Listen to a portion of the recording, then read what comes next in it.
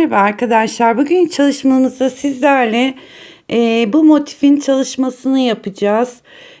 Motifimizi ister hırkada, ister yelekte, ister çantada, kılaçta, her türlü örgüde kullanabilirsiniz. İp olarak da Alize'nin Cotton Gold'u, Yarn Art cinsler, yani böyle renklerini beğendiğiniz koton ipleri kullanabilirsiniz. Burada ben 2,5 numaralı tığla göstereceğim.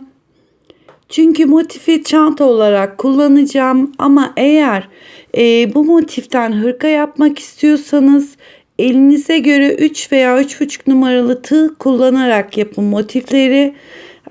Ben çanta yapacağım için sert olsun istedim. Onun için 2,5 numaralı tığ kullanıyorum. Dediğim gibi motifi hırkada kullanacaksanız 3 veya 3,5 numaralı tığ kullanabilirsiniz. Motifimiz 1, 2, 3, 4, 5 sıradan oluşuyor. Bir de ana rengimiz gelecek 6 sıra. Yani ana rengi siyah, krem, istediğiniz renklerde yapabilirsiniz. Motifi büyütmek istiyorsanız bir sıra daha, ya 6 sıra değil 7 sıra yapabilirsiniz. Küçültmek istiyorsanız şu sırada bitirip ana renk olarak da 6. sırayı kullanabilirsiniz.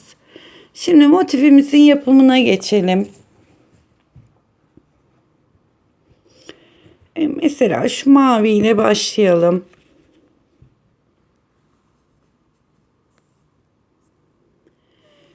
Önce şöyle bir kitleme yapıyorum. Bu kitledikten sonra 1, 2, 3, 4, 5 zincir çekiyorum.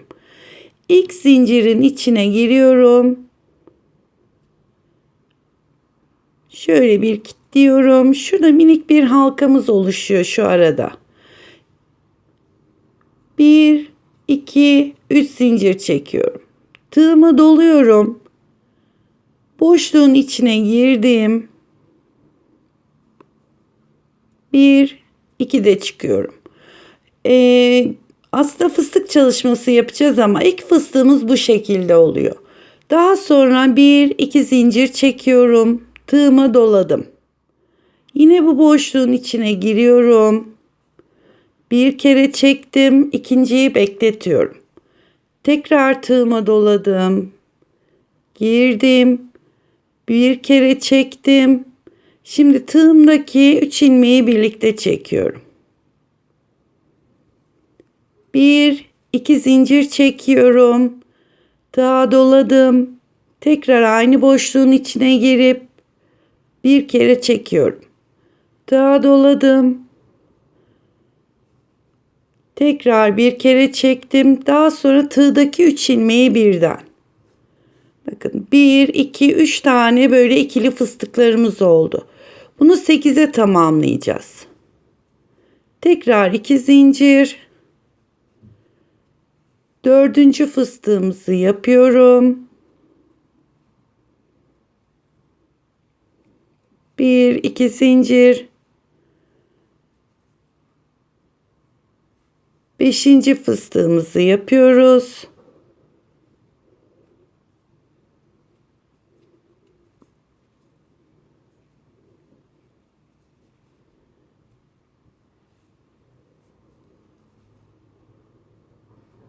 Altıncı fıstığımızı yaptık. Tekrar 2 zincir. Aralarda hep 2 zincir var. 1 kere daha girdim. İkisini birlikte çekiyorum. 1, 2 zincir. Ve buraya bir tane daha yapıyoruz.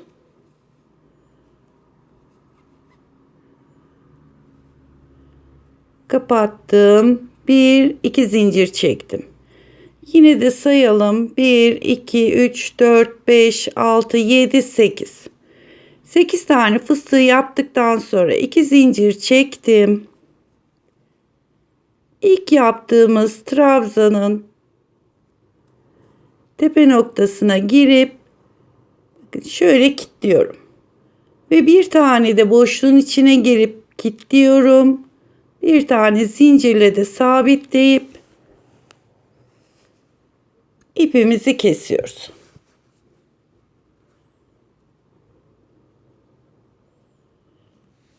Orta göbeğimizi hazırladık. Daha sonra bu arkada kalan iplerimizi ben her sıra temizleyerek gidiyorum ki daha sonradan çok birikiyor. O yüzden her motifimiz bittiğinde bir alt sıradaki ipi koparabiliriz. Şimdi orta göbeğimizi hazırladık. İkinci sırada yine ikili fıstıklar var. Aynı boşlukların içine yapacağız.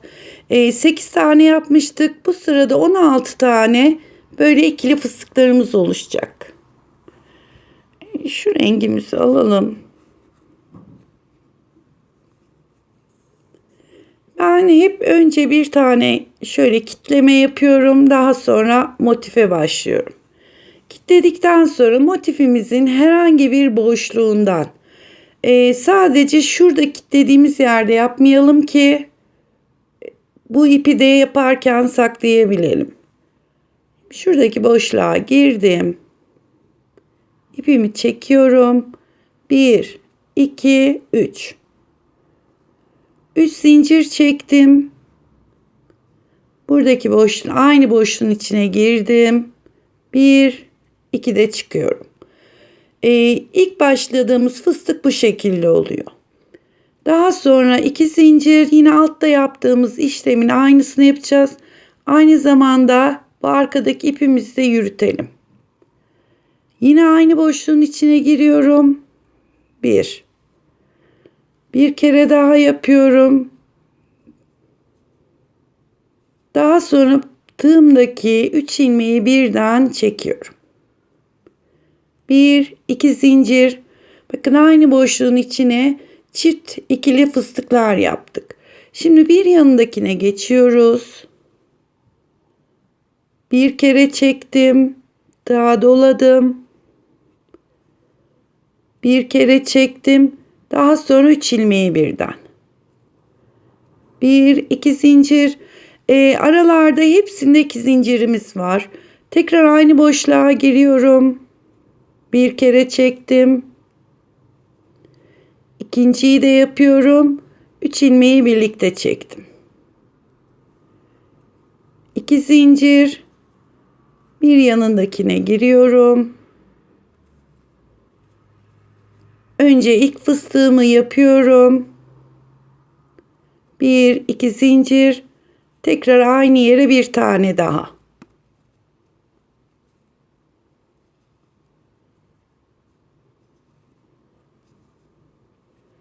Bir, iki zincir. Bakın bu ipi de buradaki fıstığı yaparken burada saklayacağız. Bir kere çektim. İkinciyi de yaptıktan sonra 3 ilmeği birlikte. Bir ve ikinci sırada aralarda ikişer tane zincirimiz var.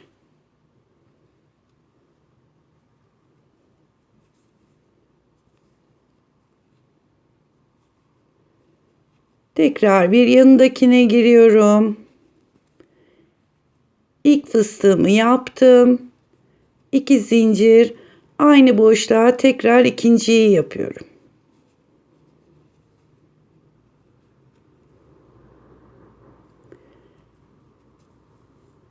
Şimdi hızlıca şurayı da tamamlayalım. Yani bütün boşlukların içinde ikişer tane ikili fıstıklarımız var. 16 tane böyle fıstığımız oluşmuş olacak.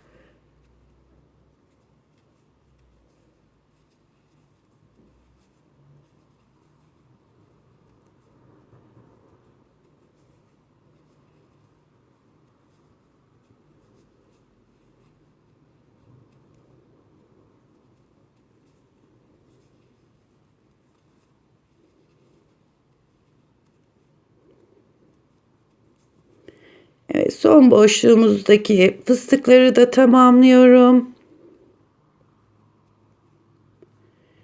Sonunda yine 2 zincir çekiyorum. Bakın şimdi şu halde oldu. Orta noktamız 1, 2, 3, 4, 5, 6, 7, 8, 9, 10. 11, 12, 13, 14, 15, 16 tane bütün fıstıklı boşlukların içine ikişer tane yaparak tamamladık. 2 zinciri çektim. Yine ilk yaptığımız trabzanın tepe noktasına giriyorum. İpimi çıkardım ve içinden yürütüyorum. Ve mutlaka şu boşluğun içine de giriyorum. İpimi yürüttüm.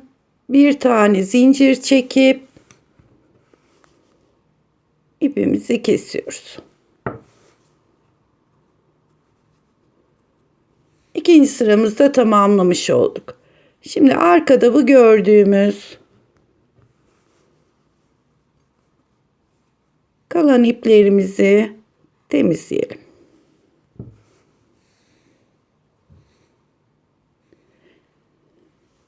Motifimizde 3. sıraya geldik.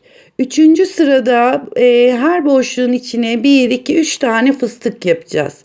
Bu sırada aralarda da 3'er zincirimiz oluşacak.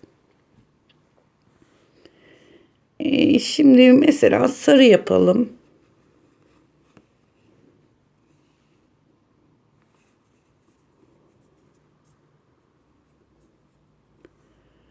Önce ipimi kilitliyorum.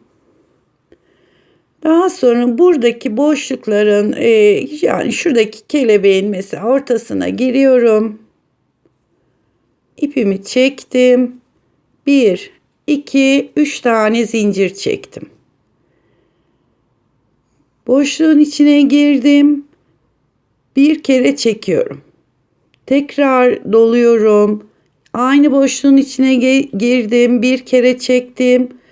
Tığımdaki 3 ilmeği birden çekiyorum. Yani 1, 2, 3 tane trabzan şeklinde fıstığımız oluşuyor.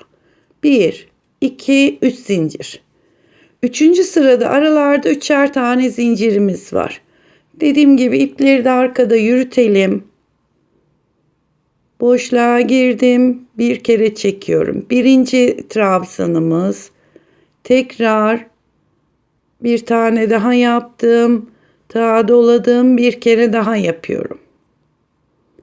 Daha sonra tığımdaki 4 ilmeği birlikte çekiyorum. 1, 2, 3. 3. sırada aralarda 3'er zincirli üçlü fıstıklarımız var. Bu sırayı da bu şekilde tamamlayacağız.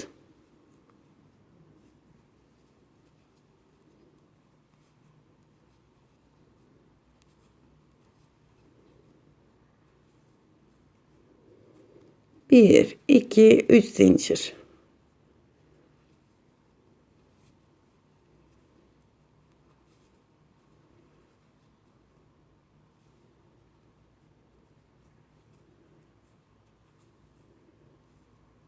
Buradaki ipimizde sırası gelince arka tarafta bir alt sıranın iplerini de mutlaka saklayalım.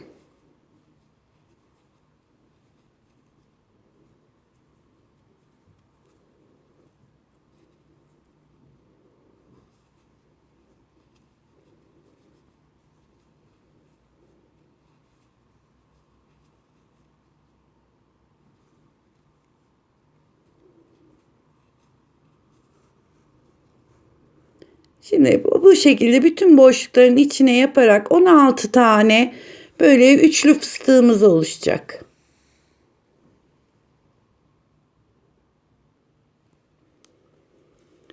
Sıranın sonuna geldik. Yine 3 zincirimi çektim. Bakın şuradaki tepe noktasına giriyorum. Kitlememi yaptım. Ve bir tane de boşluğa girip kitlememi yapıyorum. Bir zincir çekerek buradaki ipimizi kesiyoruz. 3. sıramızda bu şekilde. Şimdi motifimizin şöyle göstereyim. Şu ortadaki yuvarlak kısmını tamamladık. Yani 1, 2, 3 sıra yaptık. 4. sıraya geldiğimizde bakın 1, 2, 3, 4 tane köşe noktamız var. Yani yuvarlak motifimizi kareye çevireceğiz. Sadece şu köşe noktalarındaki trabzanlarımız farklı olacak. Aradakiler normal ikili trabzan. Şimdi şu rengimizi alalım.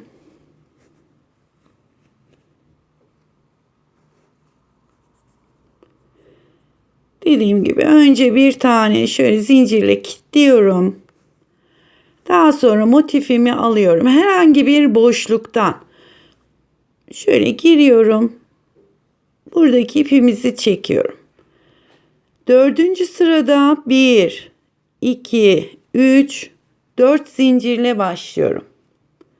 Tığıma 1, 2 kere doladım. Buradaki boşluğa giriyorum. Önce ikisini, sonra ikisini ve ikisini olmak üzere 3 kere de yukarı çıkıyorum. Tekrar 1, 2 kere tığıma doladım. Aynı boşluğun içine girdim. İkisini, ikisini, ikisini. 3 kere de yukarı çıktım. 1, 2 tane zincirimiz var. Burası ilk köşe noktamız. Bu ipi de arkada dediğim gibi saklayarak gideceğiz. 1, 2 kere doladım. Yine aynı boşluğun içine 3 tane böyle trabzan yapacağız. Girdim.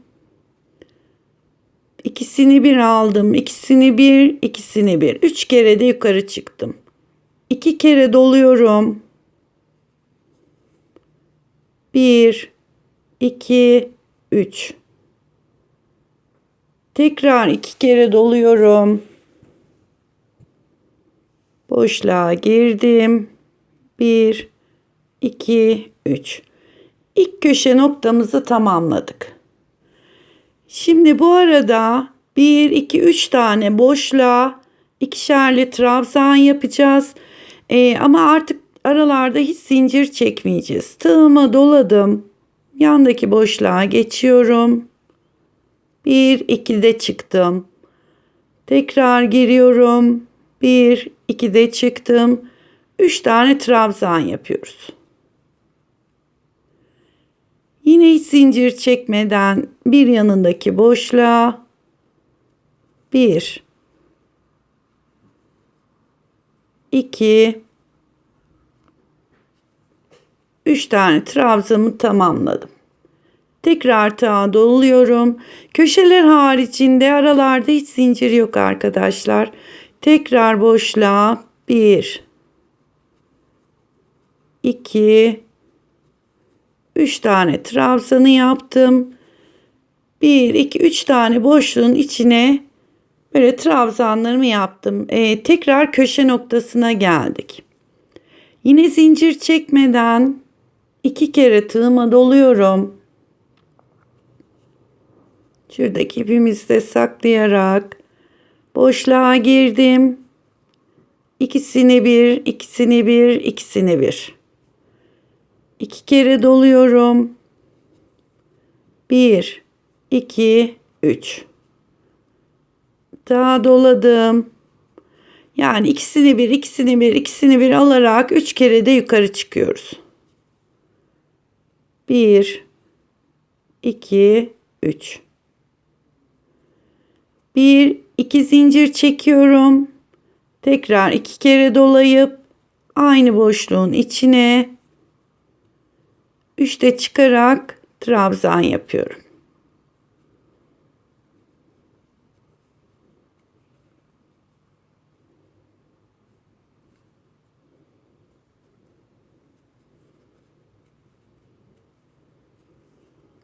Evet, ikinci köşemizi de oluşturmuş olduk. Şimdi buradaki 1, 2, 3 tane boşluğun içine hiç zincir çekmeden trabzanlarımızı yapıyoruz. İkili trabzan. İlk boşluğa 3 tane yaptım. Bir yanındakine geçiyorum.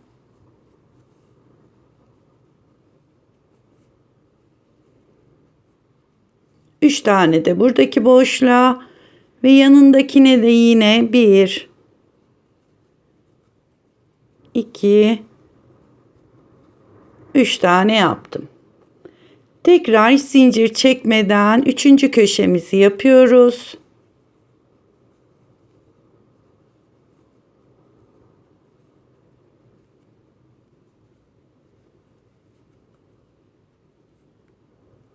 3 tane 3'te çıkarak trabzanımı yaptım. 1 2 zincir çekerek tekrar 3 tane daha aynı boşluğun içine trabzan yapıyorum.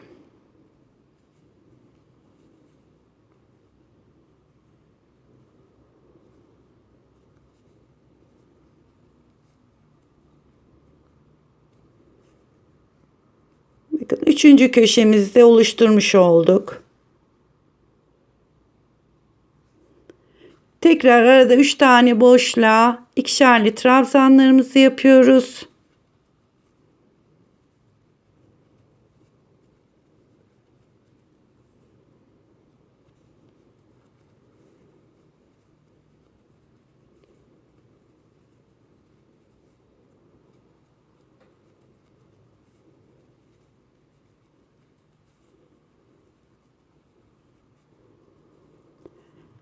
Üç tane böyle boşluklara ikişer trabzanlarımızı yaptık. 4. köşemize geldik.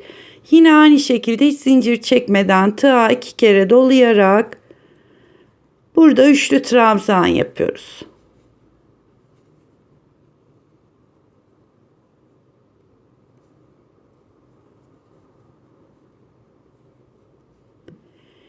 İlk 3 tanesini yaptıktan sonra köşelerde 2 zincirimiz var.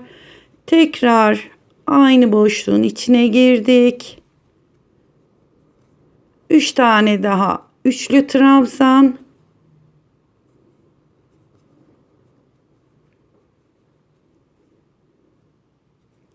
Ve kalan 3 tane boşluğa da ikişerli trabzanlarımızı yapıyoruz.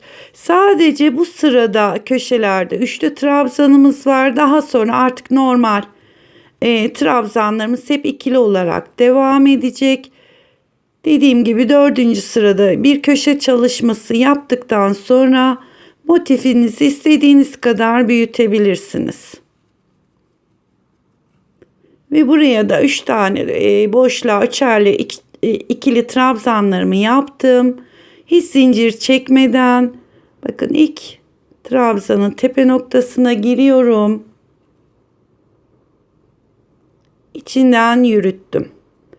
Bir yanındaki tepe noktasına girdim. Yine içinden geçiriyorum. Dediğim gibi mutlaka şuradaki boşluğun içine de girip bir kere içinden yürütüp bir zincir çekip ipimizi kesiyoruz. Yuvarlak motifimizi kare konumuna getirdik. Şimdi 1, 2, 3, 4. sırada köşe çalışması yaptık. Son sırada artık bundan sonra bir sıra daha yapsanız veya daha da büyütseniz artık bütün trabzanlarımız köşeler dahil ikişerli trabzan olacak. Aralarda hiç zincir olmayacak. Sadece köşe noktalarında 2 zincir, geçişlerde hiç zincir olmayacak. Şimdi 4. sıramızı tamamladık. 5. sıraya geldik.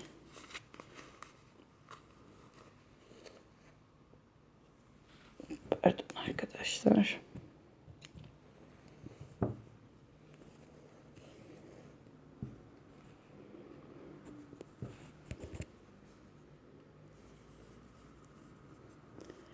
Yine bir zincirle önce kitlememi yapıyorum. Direkt buradan da başlayabilirsiniz ama ben sağlam almak için mutlaka bir zincirle önce ipimi kilitliyorum, daha sonra başlıyorum.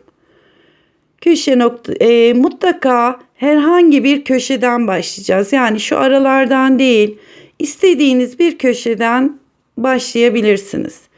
1 2 3 zincir çektim. Buradaki ipimizi de yürüteceğiz. Önce 3 tane ikili trabzan.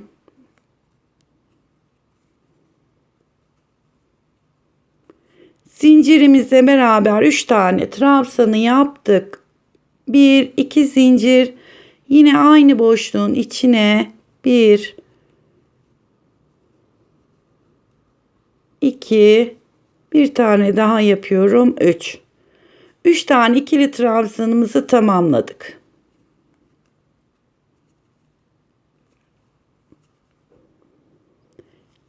Yani ilk köşemizi yapmış olduk. Sadece şu arada 2 tane zincirimiz var. Geçişlerde dediğim gibi artık şuradaki boşlukların içine yapacağız. Geçişlerde hiç zincirimiz yok. Buradaki boşluğa girdim. 1 2 3 tane trabzan yaptım. Tığıma doluyorum. Bir diğer boşluğa geçiyorum. 1 2 3 tane trabzanı tamamladım. Tekrar hiç zincir çekmeden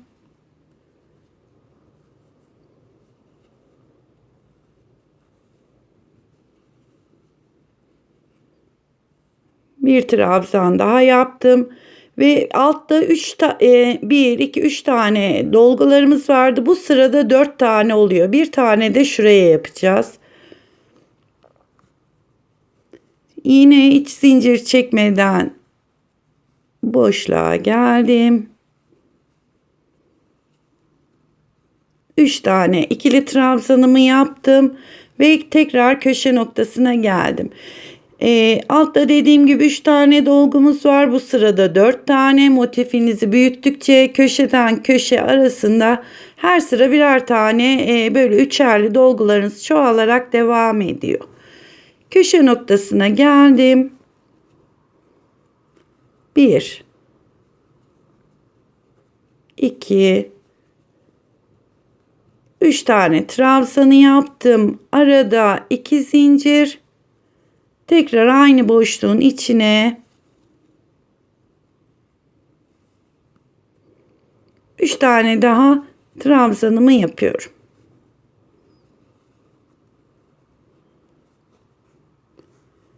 İkinci köşemizde tamamlamış olduk. Artık köşeye kadar bütün boşlukların içine trabzanlarımızı yaparak devam edelim.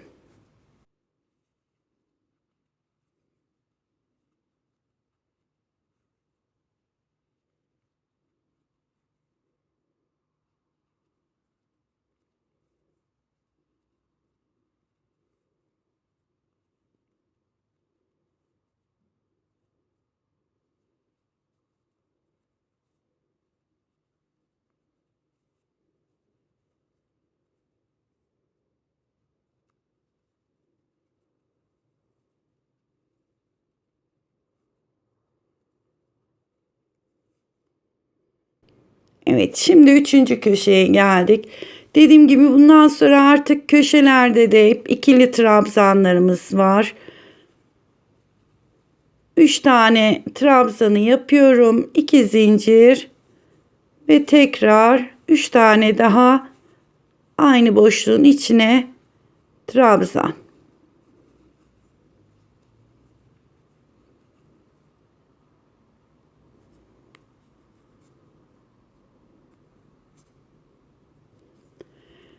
Şimdi aynı şekilde devam edelim. Bu ben çantada yaptığım için motifi biraz sık olsun diye dediğim gibi 2,5 numaralı tığ kullanıyorum. Motifimiz daha sert oluyor. Ama hırka yapmak istiyorsanız arkadaşlar yani 3 veya 3,5 numaralı tığla motiflerinizi yapın ki daha yumuşak olsun.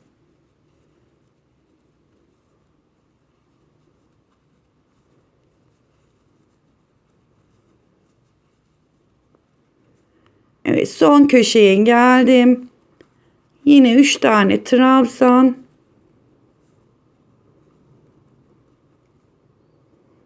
Bir, iki zincir.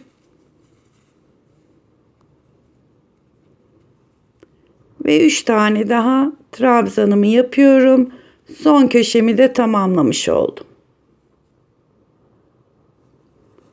Artık başladığımız yere kadar bu aralara 4 tane boşluğumuzun içine de trabzanlarımızı yapalım.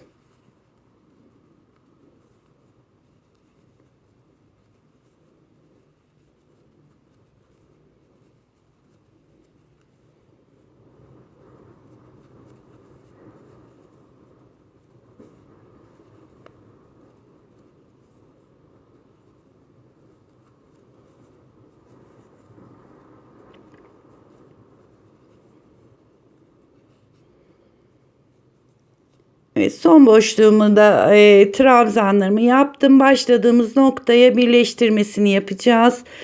Yine hiç zincir çekmeden ilk yaptığımız trabzanı şöyle tepe noktasına girdim.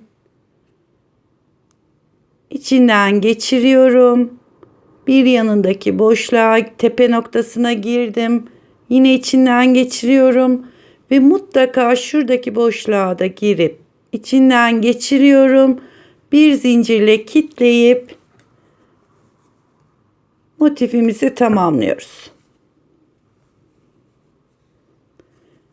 Şimdi şu arkada kalan iplerimizde dediğim gibi her motifte bunları temizleyerek giderseniz daha sonra motifleri birleştirdikten sonra temizlemesi zor oluyor.